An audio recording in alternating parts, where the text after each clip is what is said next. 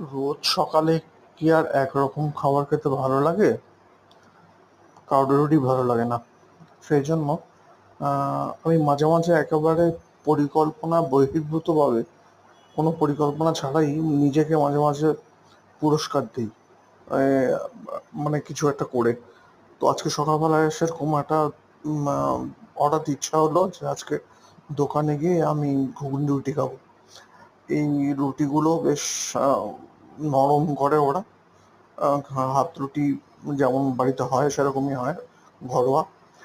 আর ঘুগনিটার সঙ্গে মিশিয়ে দেয় তেঁতুল জল, পেঁয়াজ কুচি, লঙ্কা কুচি, বিট নুন, আম, আরো আরো কি কি যেন সব। যাই হোক, যে মোদ্দা কথা যেটা, সেটা হচ্ছে যে এই হাতুড়ি দিয়ে ঘুগনিটা খেতে একেবারে জম্পেশ লাগে। তো ফলে সেই জম্পেশ খাওয়াটা